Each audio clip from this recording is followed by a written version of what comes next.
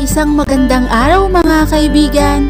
Narito na naman po si Shenshen TV na magbabahagi sa inyo tungkol sa kwento ng pag-ibig. Pero kung bago ka pa lamang sa aking YouTube channel, paki-like lang po ng ating video, paki-click na rin ang subscribe button at ganon din ang bell icon para lagi kayong updated sa mga paparating ko pang mga uploads. Chapter 33. Hindi ka deserve na mapabilang sa pamilya namin. Masyado kang sineswerte sa kapatid ko.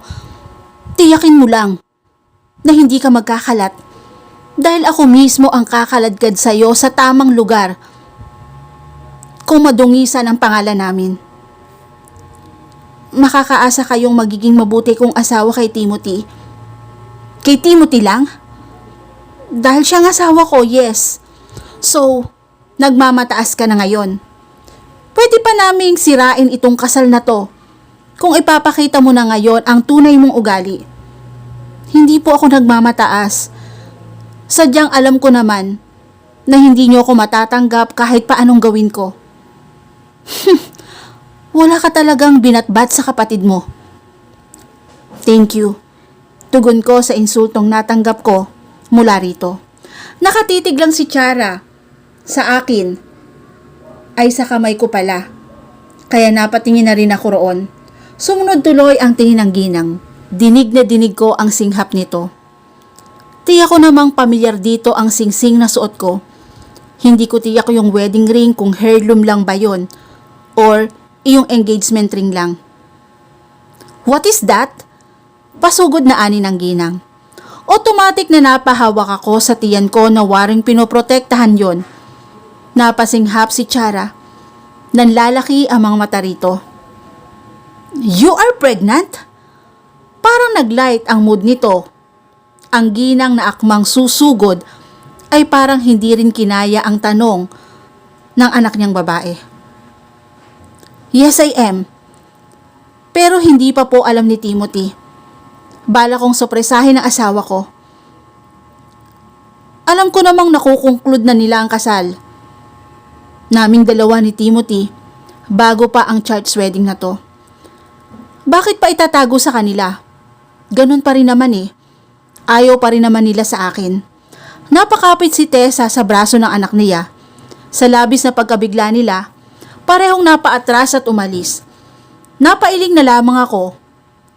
Huwag lang sana nilang ipaalam sa iba. Tiyak na masisira ang inihanda ko kay Timothy kapag nauna silang magsabi. Nang simula na akong ayusan, pansin ko na nagkakagulo ang ilan sa staff na kasama ko. Pero pansin ko namang hindi nila gustong ipaalam sa akin ang problema. Kasal ko to. Sa akin yung sabihin ko anong problema. Ani ko. Ma'am, yung kasing mga bridesmaid wala pa po. Anong wala? Si Mary. Yung mga kaibigan ni Mary, sila kasi ang iniutos ni Mama na ilagay sa list ko para raw hindi naman ma-out of place ang kapatid ko. Ayaw ko man dahil hindi maayos ang pakikitungo nila sa akin. Inilagay pa rin dahil iyon ang sa tingin namin na makabubuti para sa kakambal kong siyang maid of honor. Marami tiyak ang nag-aangat ng kilay dahil sa sitwasyon namin ni Timothy at ni Mary. Pero siya lang din naman ang gusto kong maging maid of honor ko. Habang si Timothy naman ay si Colt ang kinuha niyang best man. Nasaan sila? Kabadong tanong ko. Kahit sino naman ay nais na magkaroon ng memorable na kasal. Pero hindi ganitong problema sa kasal ang nais kong maalala. According sa guard, lumabas daw sila kaninang alas 7 ng umaga. Hindi pa rin bumabalik hanggang ngayon. Dapat ngayon ay nakabihis at nakamakeup na sila. Pero hindi namin mahanap. Pati na yung mga phone nila naka-off din. Iyong ba ang plano nila? Ang sirain ng kasal na ito? Labis akong nalungkot. Pati si Mary? Tanong ko. Mauunawaan ko naman eh. Kung pati siya, hindi rin tumuloy. Alam ko namang hindi masaya ang puso nito ngayon. Baka nga ang maramdaman nito ay pagkadurog lang ng puso eh. Anong tungkol sa akin? Tanong ng babaeng pumasok ng silid ko. Mary? Naluluhang ani ko. Tumayo rin pala para salubungin ito ng yakap. Hindi ako pwedeng mawala sa kasal ng kakambal ko. Nandito ako para maging maid of honor mo. Hindi ko alam kung bakit ginawa ng mga kaibigan ko yon. Pero gagawin ko to ng paraan. Are you sure? Yes. Kinausap ko na rin si Chara bago pa ako pumunta rito. Pumayag na siyang maging isa sa bridesmaid. Pero alam kong ayaw ni Chara. Kahit pa kuya niya ang nakiusap. Tumanggi siya dahil sabi niya, hindi naman daw si Meredith ang pakakasalan nito. Pero ayaw niya. Nagbago ng isip niya. Hindi rin naman yun papayag na masira ang kasal ng kuya niya. Gagawin din nun ang lahat para sa kuya niya. Thanks, Twin. Bahagya na akong nakahinga ng maluwag. Wala yon. Bilang kakambal mo, narito ko upang tiyakin na magiging masaya ka sa araw ng kasal mo. Pakiayusan na si Claudette. Utos nito sa naghihintay na makeup artist. Nakangiti naman akong tumango at nagtungo na sa upuan. Nang magtungo kami sa simbahan, handa na ang lahat. Tinutuon ni Mary na maayos ang lahat. Ang dalawa sa pinsan namin na kasama ni na Lola ay nakaayos na at ang ganda-ganda ng suot nilang gown. Sila ang sumalo sa pwesto ni Veronica at Sandy. Pati si Mary ay ang ganda-ganda sa gown nito. Mag-isa ko lang dito sa backseat ng bridal car. Ang parent ko ay nasa labas lang ng sasakyan. Nang pagbuksan ako ni Papa, ay inihanda ko ang ngiti ko. Hindi para sa kanila, kundi para sa kamera na nakatutok sa amin. Gusto kong mapanood ang video na ito sa mga susunod na taon na makikitang masaya ko sa araw ng kasal ko. Nakuha ko pang bumeso sa kanila. Nakukuha kong ngumiti dahil sa utak ko'y si Timothy ang laman. Iniisip ko na dapat masaya ako dahil alam kong naghihintay ito sa loob. Hinubad ko ang engagement ring at wedding ring na suot ko. At yun ang ginawa kong pendant sa suot kong kwintas. Nirequest kong lalakad lang ako na mag-isa. Planado na namin yon at alam na ng parents ko yon. Kaya naman nauna na silang pumasok. Na-turn ko na. Huminga pa ako ng malalim. Hinihintay bumukas ang pinto ng simbahan na saglit isinara.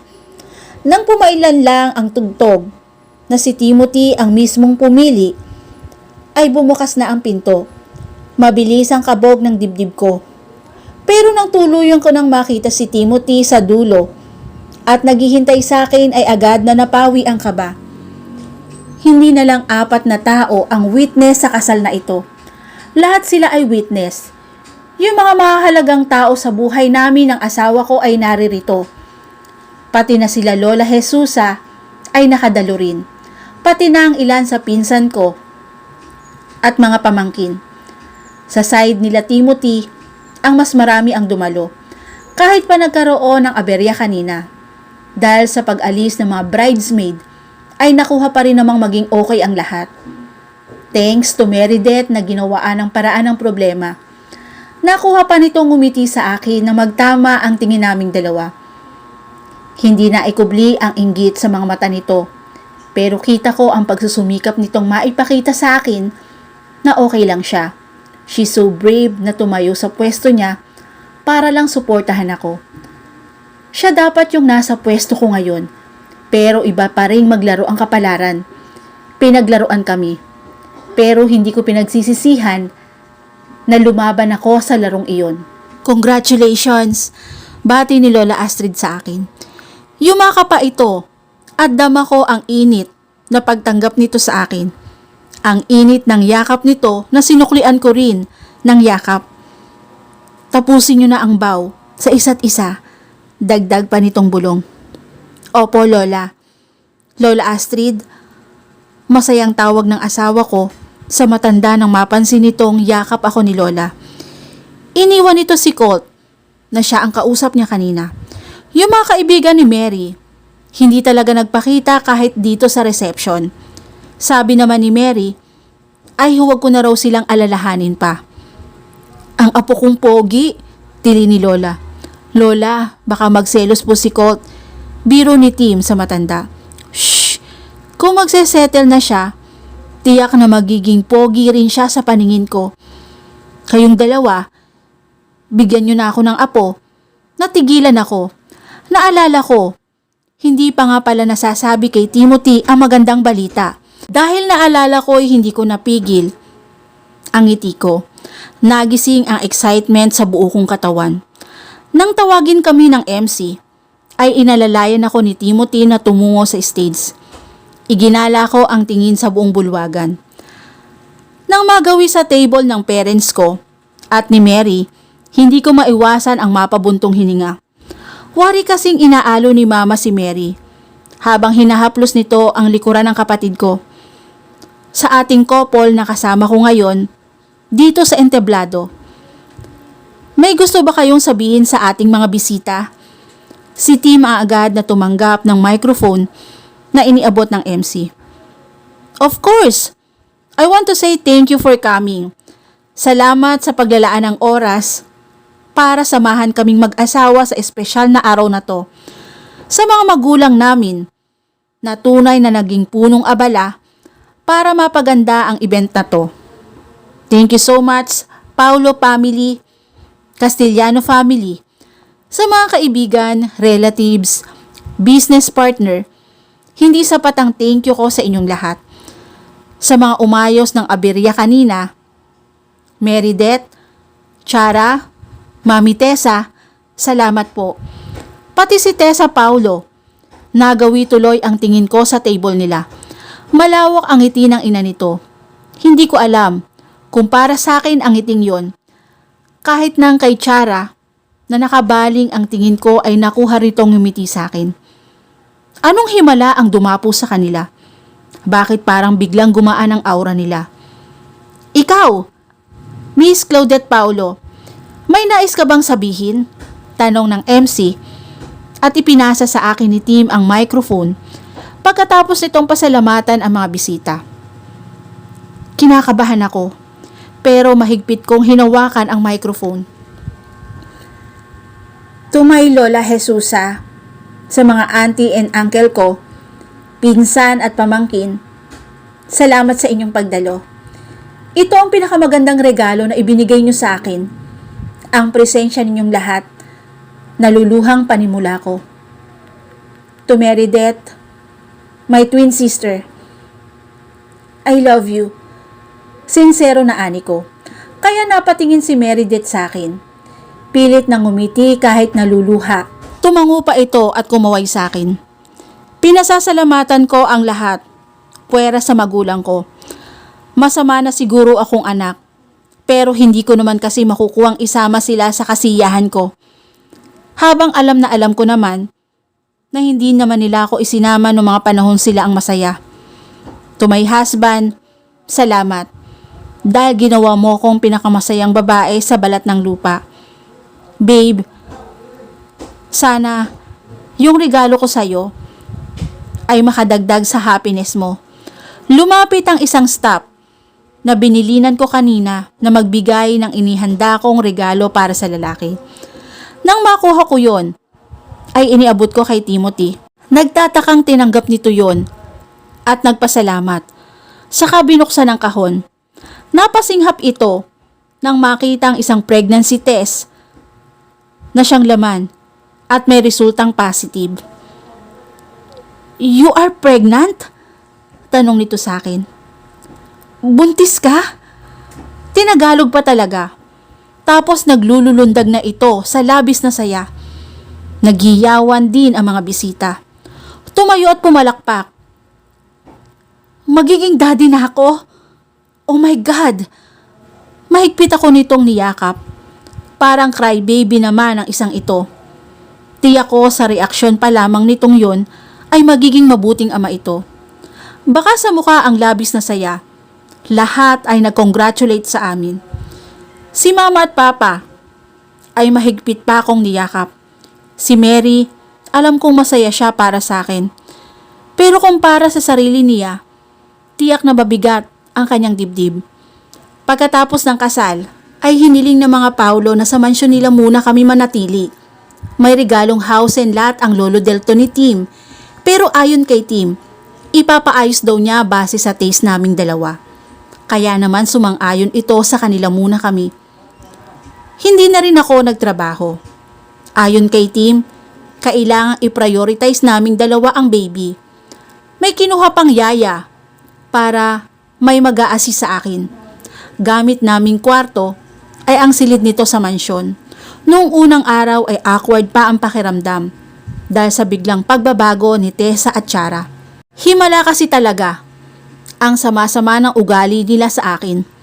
Tapos sa isang iglap ay nagbago na lang bigla. Claudette, good morning. Bati ni Chara sa akin. Wala na si Tim. Nagtatrabaho na. Sa ngayon, morning sickness ang pinagdaraanan ko. Kanina ay wala pa nga sanang balak pumasok ang lalaki dahil sa labis na pag-alala sa akin. Pero tinawagan ito ng ama, kaya naman napilitang pumasok.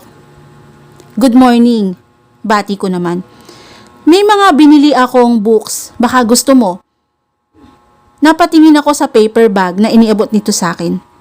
May tatak ng sikat na bookstore. Salamat, tugon ko. Ipinaghila ako ng upuan ni Dayday. Si Dayday ang napili nitong mag-alaga sa akin kapag wala siya. Maingat kong binuksan ang paper bag. Habang ginagawa iyon, ay nakikiramdam din ang aking isip sa paligid ko. Baka si pakulo lang ni Chara to, tapos bigla akong hahatawin ng takong niya. Kailangan maging alerto rin. Makakatulong sa iyo yan para maalagaan ng mabuti ang sarili mo. May mga tips din dyan kung paano malilesen ang morning sickness. Ganun ba? Salamat ha. Pangako. Babasahin ko to para maihanda ko rin ang sarili ko sa bagong responsibility na kaharapin namin ni kuya mo. Kung may mga pagkain ka na gusto mo, like craving mo, pwede mong sabihin sa akin. I'll find the way para mahanapan ka. Tinitigan ko to. Kita ang masayang ngiti at excitement. Is it possible ba na magbago ito dahil sa dinadala ko? Ang ipinagbubuntis ko ba ang dahilan kung bakit parang bumait sila sa akin? Naiintindihan ko yung titig mo. Nakakapanibago nga. Siguro ang pagbabago ko or ni mami. Sorry ha. Bakit ka nagsasorry? Naging bad ang pakikitungo ko sa'yo. Dahil naisip ko lang na protektahan ang pwesto ni Meredith sa family namin. Mahal na mahal namin si Meredith. Gusto talaga namin siyang mapabilang sa family. Nakita kasi namin kung paano nila ipinaglaban ni kuya ang relasyon nila. Then, dumating ka, nakita ko kaagad yung qualities mo. Natanda ko noon pa man, ay gusto na ni kuya sa isang babae. Nabago lang naman yun eh. Binago lang naman yun ang standard niyang yun nung nakilala niya si Mary. Qualities ko, takang ani ko. Simple. Mukhang masayang kasama. Yung tipong masaya na sa kwentuhan, nood ng TV, kain ng fishball at kikiam, simpleng manamit, marunong makisama, hindi maluho. Walang bisyo, marunong maglaan ng oras sa isang tao. Lumaki akong kapo sa lahat ng bagay. Natuto akong makontento sa kung ano mang meron ako. Pero hindi ibig sabihin, okay nang mahirap lang ako. Pangarap ko rin namang umasenso, sa tamang paraan nga lang. Pero kahit naman magbago ang estado ko sa buhay, yung Claudette na pinalaki ng lola ko, siya pa rin yung Claudette. Kahit na may magandang buhay na. Yan ang dahilan kung bakit pinili ka ni kuya. Mahal ka na nga niya agad eh. Mahal ko rin ang kapatid mo. Alam ko. Pinakasalan niyo ang isa't isa. Hindi agad ipinalam sa amin. Ibig sabihin lang nun, pinili niyo ang isa't isa bago pa ipilit ng iba. Desisyon niyo na yan na hindi impluwensyahan ng mga nakatatanda. Ang tagal ng ready ni kuya na lumagay sa tahimik. Dahil tinupad mo yung matagal na niyang pangarap, asahan mong susuportahan ka namin. Natouch ako sa sinabi nito. Dama ko naman ang sincerity nito. Salamat, Chara. Medyo naluha pa ako. Ganito akong magbuntis. Emotional. Oh, what's going on? Takang tanong ni Tessa nang bumungad sa dining room. May paper bag din itong dala. Umaga pa lang, pero posturang-postura na ito. Wala, mami. Nag-uusap lang kami ng sister-in-law ko. Magandang umaga sa pinakamaganda kong daughter-in-law. Bati naman ito sa akin. Sabay abot ng bag. No choice tuloy kung di ipasa kay Dayday ang bigay ni Chara na libro. Nang tanggapin ko ang bigay ni Tessa ay nagpasalamat ako dito. Ano po to? Tanong ko pa. Open it, darling. For sure magugustuhan mo yan. Excited na ani ng ginang. Gaya ng sabi nito, binuksan ko nga. Napasinghap ako nang makita. At 3 pares ng maternity dress na iba-iba ang kulay. Wow! Ang ganda po! Ani ko. Pero nang makita ang tag, napangiwi ako. May problema ba, iha? Puna ng matanda sa naging reaksyon ko. Masyado pong mahal. Parang 1 buwang budget ko na po to sa apartment eh. Parang hindi ka tanggap-tanggap na isuot. Tapos madudumihan lang or magugusot. Ano ka ba? Barya lang yan sa amin. Hindi uso rito sa amin ang cheap na damit o yung mga galing sa ukay. Di ako masasanay ka rin. Huwag mong maibalik-balik sa akin yan ha. Dahil hindi ako matutuwa. Mas lalo akong napangiwi. Kaya muli ay nag-thank you na lamang ako. Saka ko ipinasa kay Dayday. By the way, naganda si chef ng food na bagay sa'yo. Masustansya lahat yon at di ako magugustuhan mo. May sinenyasan itong kasambahay. Tapos maya-maya lang ay nagsimula na silang iserve ang breakfast ko. Hindi ko maiwasang mangiwi. Kung sa apartment ito, di akong mainit na pandesal lang at kape ang almusal ko. Kumain ka ng marami para hindi mag-worry ang asawa mo. Sige po, tugon ko naman na akala mo'y maamong tupa. Sa bagay, okay naman ang pakikitungo nila sa akin. At dito na po nagtatapos ang chapter 33 ng aking kwento.